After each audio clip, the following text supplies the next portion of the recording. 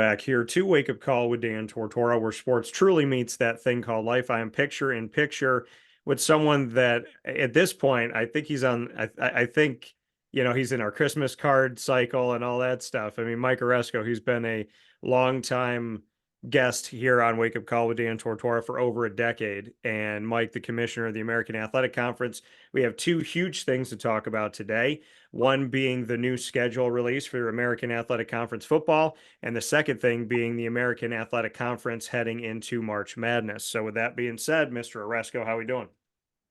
Dan, great to be with you as usual, and thank you for having me. Doing well, thanks. So much going on. I think I was kidding you before the segment that I thought I could just ease into retirement. I only got a few more months to go, and it's not happening. It's not happening at all. It's all good. It's all good. But thanks for having me as usual. I hope you're doing well. Yeah, no, things are going well, and I appreciate that very much.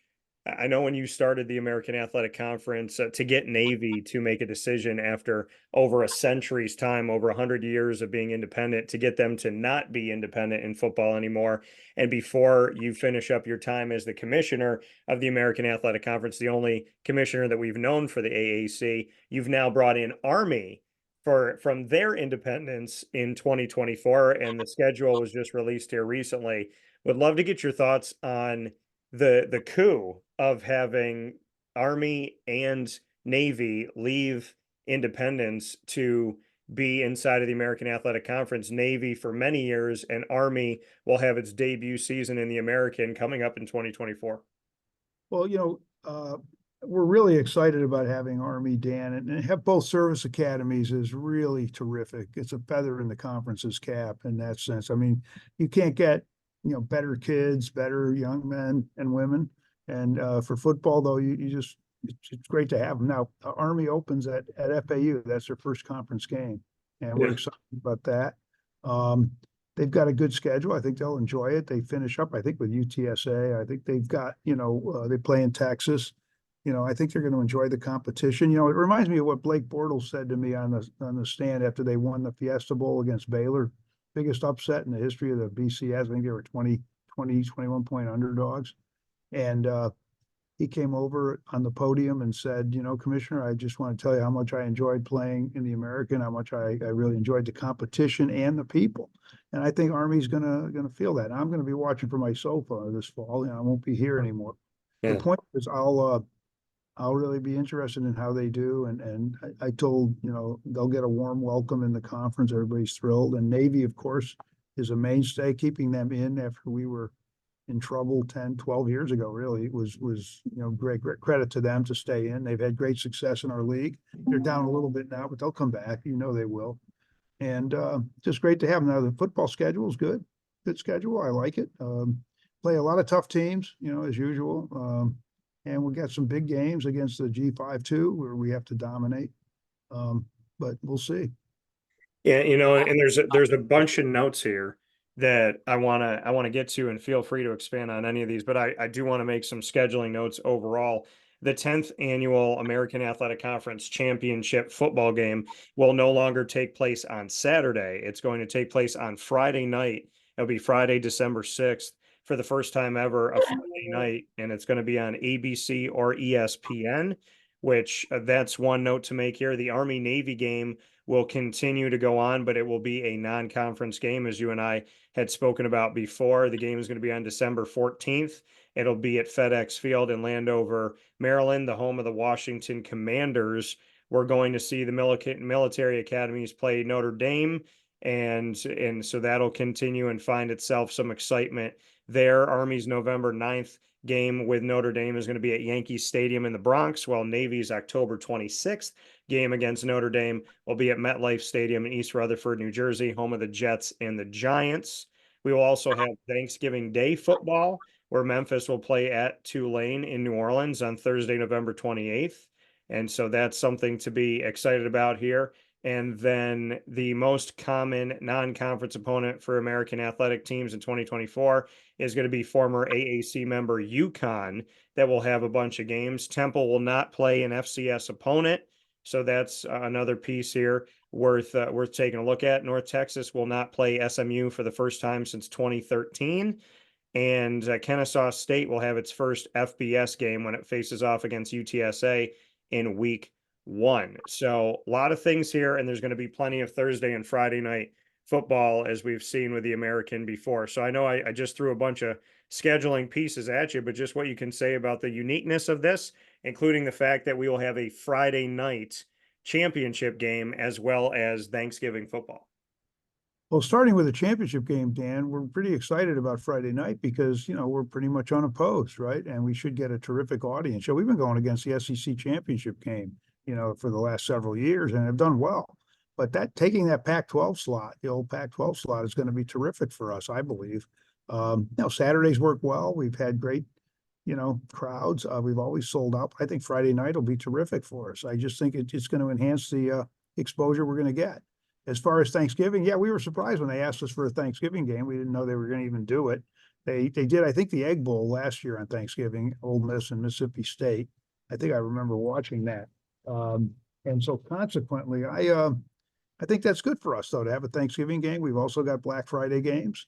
As far as both Notre Dame, both Army and Navy, which is unusual, are playing Notre Dame. Army doesn't get to play them that much. Navy plays them every year. And so that's going to be very interesting, and got a chance to make some noise there if somehow they win or play competitively. And then, as far as other aspects, we had one of the toughest schedules in the country last year, and we had a lot of away games against the best teams, and we still do. We still have a lot of those tough games, but there'll be some games like App State and others where we get to test ourselves against other G5 conferences, as well as our usual menu of tough P5 games. I think right now we've got USF, Tulane, and Memphis look to be really outstanding teams this year. I expect UTSA will be good again. Jeff Traylor does a nice job. It's a good program. I think, other teams are going to just continue to improve. We won't have SMU. You mentioned that North Texas SMU aren't playing. It's a shame. I mean, we really enjoyed that rivalry. But SMU is moving on, and nothing you can do. That's what happens with conference realignment. You lose some great rivalries, But we think that the league is going to be pretty good in football again.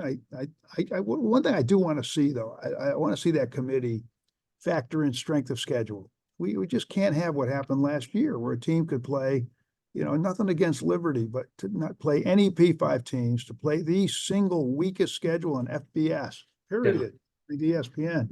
And I looked at it; it was pretty weak, and still get a New Year's Day Bowl over a team like SMU that won, basically 11 in a row and lost 2 really tough non-conference road games. One at Oklahoma, where they played them tough. Would Liberty have beaten Oklahoma? I doubt it. Look at how they got destroyed by Oregon.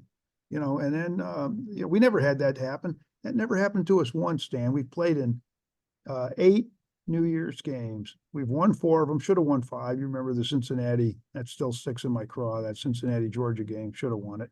But the 3 we lost were really good games. Yeah. And Alabama and one of those was Alabama playing, Cincinnati, and Cincinnati didn't get blown out. They didn't give up 28 points in the first quarter like Oklahoma did from time to time, or others did. They didn't get blown out like, Michigan got blown out by Georgia before Michigan finally, got over the hump. So, it's a good league. It's going to be a good league. I like the schedule. I think it's fair. The Fed schedule is fair to all the teams. We've got a lot of good non-conference games where we can prove ourselves early, and we'll see what happens. Yeah, and to go back to the fact that, Army now makes it 14 again. You had your biggest ever, which was last year, biggest football conference when it comes to the American at 14, with SMU leaving and Army coming in. You're back at 14. And when we look across the board, and I know you mentioned a bunch of these teams, but when we say UAB, Army, Charlotte, ECU, FAU, Memphis, Navy, North Texas, Rice, USF, Temple, UTSA, Tulane, and Tulsa, when you hear all of those together, all of those pieces of this football conference, what are words that come to your mind to describe the catalog of football teams that you have? Well, I think we have depth, and we have teams willing to invest, and we were on the cusp last year. East Carolina, Charlotte, and a few of our other teams did not have a quarterback. And without a quarterback, you just can't, it's hard to win, right? And if they'd had quarterbacks, they had talent. East Carolina had a terrific defense and just couldn't generate points. Same thing with Charlotte, really rugged defense. People didn't like to play them. And then if you look at some other teams in our league, Rice had a good season. Against they played Texas tough. They beat Houston. You mentioned we play UConn a fair amount. Yeah, I mean UConn's looking for games in our conference. We're happy to play UConn. I mean they're not in our conference anymore, but they're competitive now. Yeah. They didn't have a great season last year, but they're competitive. You don't take them for granted. You don't take them lightly. You got a great coach in Jim Mora, and it's nice to play them. But if you look around the league, you mentioned teams like again, you mentioned Rice. They can invest in North Texas. They can invest. UAB, Charlotte, FAU. They're all investing, and we make that a prerequisite to be in this conference. You have to invest athletically in a certain level of spending. You got to do it because we're in a great position in terms of where we are, our location for recruiting.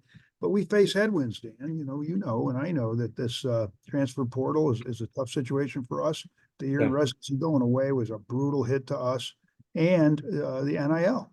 We're hoping that our schools. I don't like NIL. I wish they'd do away with collectives because all it is paying players. But we're stuck with it now, and so you have to deal with it. But I like our league. I think teams like Tulsa and others have always punched above their weight, and we'll see what happens. But I like our chances to compete. But if we have a 1 or 2 loss worthy team, I don't see that committee keep us out because of the schedules we play. Because our guys have tough schedule. Memphis is going to play at Florida State. Liberty's not playing at Florida State. Tulane's going to have some tough games. Tulane's got, I think, Oklahoma come. They're going to play. I think they're playing Oklahoma. Somebody's playing Oklahoma. Temple is. I'm sorry. Temple is going to have Oklahoma. Temple's got Oklahoma, but I think Tulane's got some tough games too. And I know USF does. USF's got to go to Alabama now because they had the home game last year. So this is not easy. And give our guys credit for doing it. Yeah, and like you said, I mean, looking at the committee, for the college football playoff, we're going to see this expansion, but there is the notion right now that the top 5 highest ranked conference champions get in, right? And there's going to be plan for the next 2 years, yeah. Right. And there's going to be 9 conferences with the Pac-12 being gone. But here's the thing, here's the caveat that not a lot of people pay attention to, is that the top 5 highest ranked conference champions of the 9 conference champions get automatic bids, but the top 4 get buys and the top 4 seeds. The 5th does not get a buy, and they're not guaranteed the 5th seed. They're guaranteed anything from 5 to 12. So there is this world where the American Athletic Conference champion in football, let's say it's Memphis could win and then get a 12 seed and have to travel. Your thoughts? Yeah, it's again, we just have to compete. Cincinnati would have not been in that. They would have been in a position to get a bye, right? Yeah.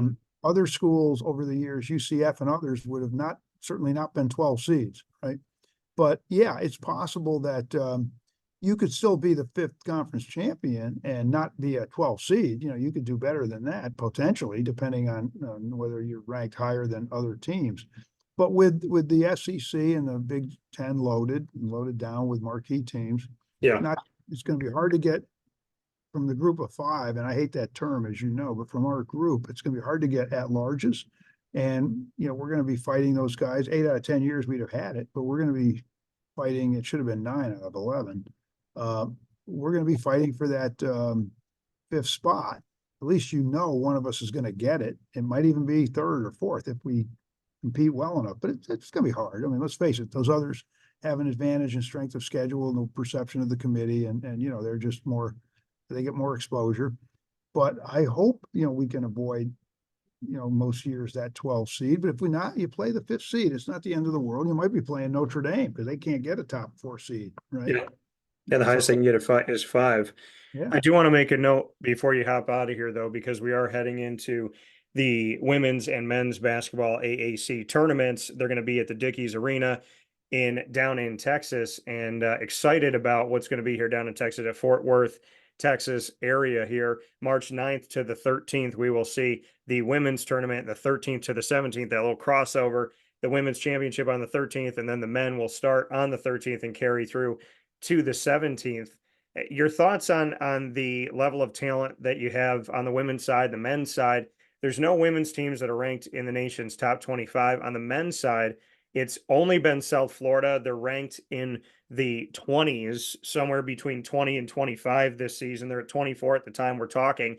But FAU is 2-1 against the AP top 25. They're 2-1 against the USA Today coaches poll, but they haven't gotten a lot of respect. The Charlotte 49ers, who are 17-11 overall, 11-5 in the conference, they haven't got in a lot of respect. And then you look at the Memphis Tigers, who are 4-0 against the AP top 25, 3-0 against the USA Today top 25. They're 22-8 overall, 11-6 in the conference, and they're not ranked in the top 25. So, not to rally you up, Mike, but besides South Florida, I think at least FAU and Memphis and Charlotte at times this season should have gotten some respect in the top 25. Oh, you're preaching to the choir, Dan. Unfortunately, our conference has not gotten the respect in basketball that it deserves. We've achieved a lot over the last decade in basketball. Had great runs in the tournament, made a Final Four, won a national championship, made an Elite Eight, made Sweet 16s, had heartbreaking losses of where we could have gone pretty deep in the tournament. Last year, Memphis, and then FAU, of course, did get to the Final Four, and they're now with us. But, we had Houston and Kentucky one year. We had that Houston-Michigan heartbreaker. Michigan goes to the Final Four. We should have won that game. Cincinnati, Nevada. We've had a lot of great moments. Now, in terms of this year, USF's a terrific team. Amir Rahim has done an unbelievable job. And they got off to a rough start because he didn't know what he had. He had no idea. Brand new coach, a team that really hadn't been on the radar, and their schedule wasn't always the best. But they started winning. They beat Florida State. They started winning some games in the non-conference, but they have been lights out. FAU has had tougher sledding in our league, and that's a good thing in a way because it shows that our league is good. FAU didn't just rip through the league like Wichita State did. Remember when they got to the Final Four, they were undefeated the following year. That's not happening in our league. And our league has seven, you could argue 7 or 8 really, really pretty darn good teams. And then our bottom teams are not bad. Wichita State took FAU to overtime. I was at the UTSA North Texas game. I drove up to Denton.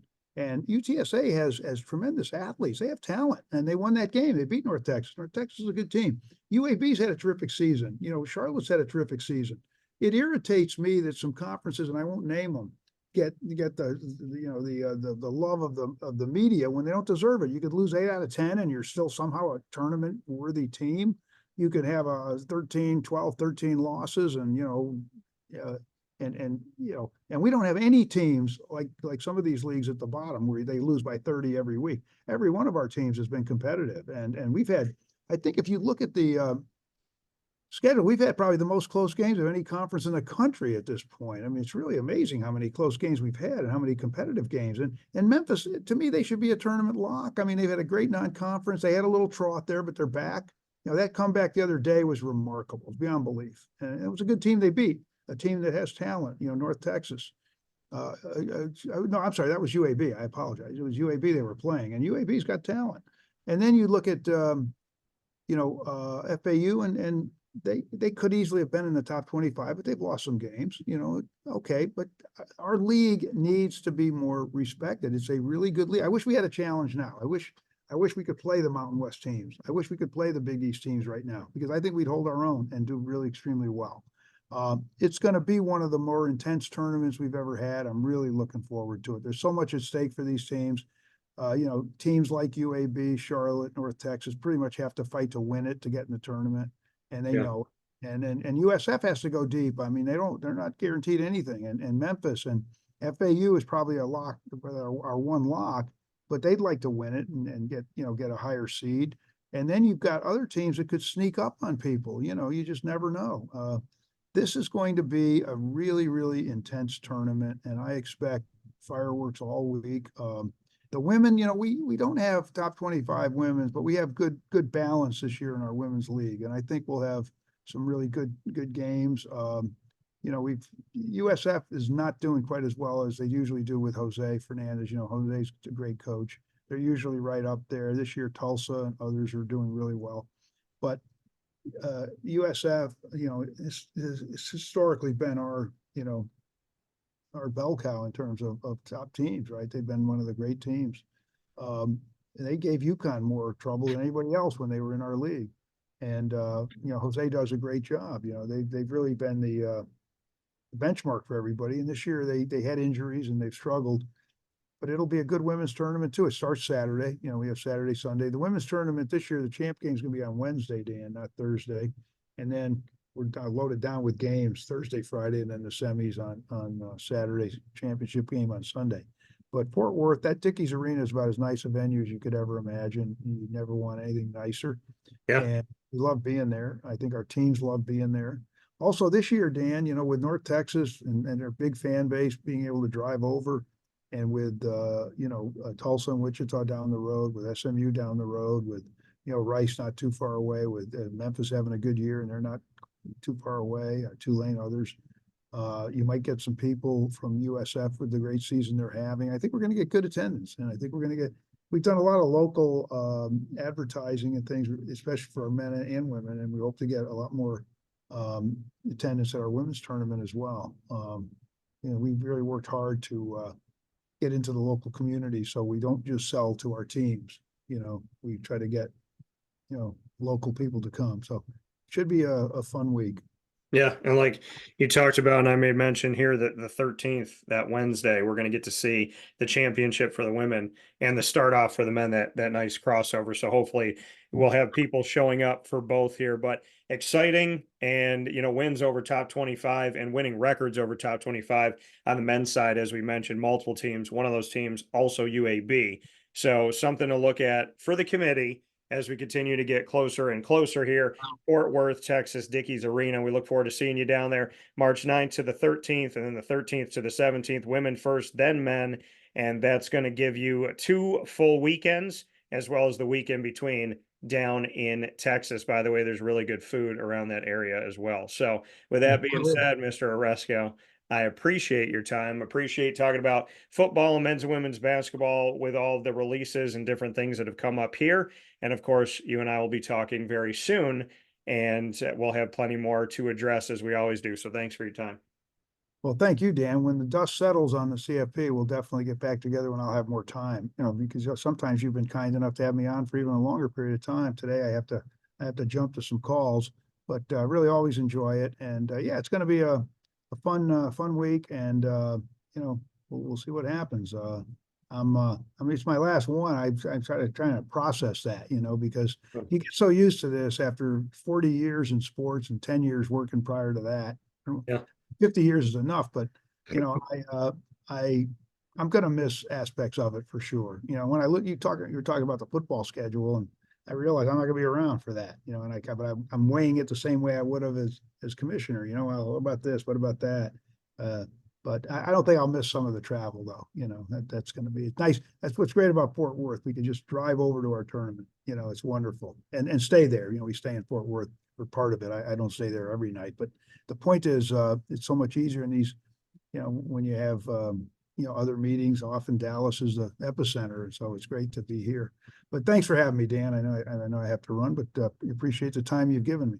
Yeah, absolutely. And thank you for being candid as always. And I look forward to talking with you soon, Mike. Absolutely, Dan. Take care. Take care. Bye. See you.